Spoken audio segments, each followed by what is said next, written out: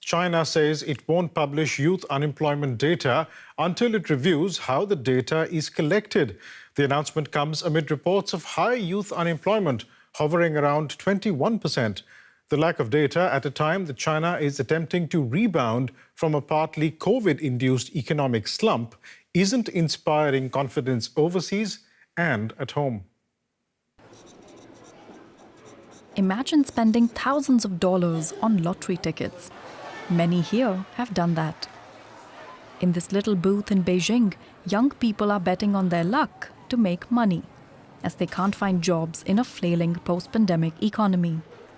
Lottery sales in China have increased by more than 50% this year, most likely because of mass unemployment affecting young people across the country. My friends all agree that we'll be unemployed after graduation. I'm so worried. When thinking about finding a job, I become very anxious. I just don't want to think about it for now, as a freshman. I think it depends on the industry you're in. It's easier to find jobs in the IT industry where I work, but some traditional industries may face greater employment pressure. I think becoming civil servants and joining state-owned enterprises may be better choices now. Many others are rushing into the business of driving taxis. The market of already 5.8 million drivers has been flooded, making it harder for any driver to earn enough. Previously, I could make money if I worked for 8 to 10 hours, but now I'm working 14, 15, 16 hours to earn the same. In the midst of that, China's government has announced that data on youth employment will no longer be made public. From August this year, China will suspend the release of the surveyed urban unemployment rate data on young people and other age groups. With the improvement of education levels, young people in China spend more time on studying in colleges and universities. Therefore, further research needs to be done to define the age range for young people in the labor force survey. Critics say this is simply another attempt by the Chinese government to hide a domestic problem. A problem that has reached record levels, leaving 21.3% of China's youth unemployed. And joining me now for more context is DW correspondent James Chater from our East Asia Bureau in Taipei. James, why has China decided to stop releasing youth unemployment data? Well, the official reason that we have so far is that these statistics need to be optimized. The Chinese government say that they require continuous improvement in data practices. Of course, many people are reading between the lines here. Youth unemployment in China, that's age 16 to 24, reached a record high in June of 21.3%. And it was actually expected to go even higher in July, with more than 10 million new graduates entering the job market. But across China's economy, it's not just a story of youth unemployment across the board. We've not seen the rebound that many expected after stringent COVID lockdowns. Right now, we have a deflationary environment. We have a really sluggish property sector where so much of wealth in China is tied up in. We have sluggish growth and even the central bank cutting interest rates. And if you compare that to the rest of the world, which is having to raise interest rates, you get a sense of the uniqueness of the Chinese situation at the moment. And how big of a concern is high youth unemployment for China's rulers, the Communist Party?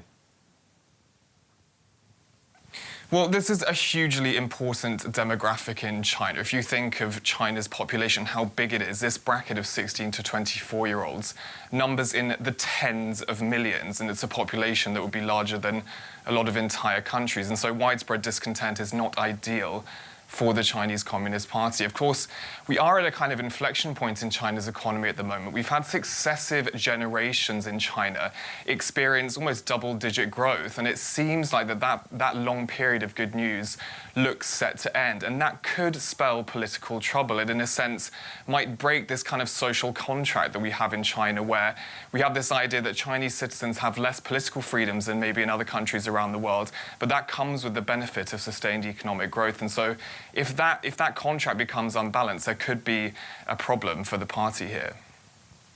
Therefore, the question is, what has the reaction been inside of China to these figures? Well, as you mentioned, there's been a degree of discontent with this decision. That's because it's an issue that impacts so many people's material lives. We've had some commentary on Chinese social media, which I think we can see now. 3 responses here. The first one, this is below a post announcing this decision by the China National Radio. The first comment says, "Is this decision being taken because the number of unemployed is too high?" in a kind of tongue-in-cheek way. That has 18,000 likes. The second says, "So should we just shut our eyes for a bit then," with 12,000 likes. And the third, another kind of tongue-in-cheek one, says, "The unemployment rate is so high, it scared them." We were looking through some of this commentary since this decision was taken. Actually, this particular post has now been taken down, we think, by censors. So where does that leave China's young people with this being the economic reality that they are faced with?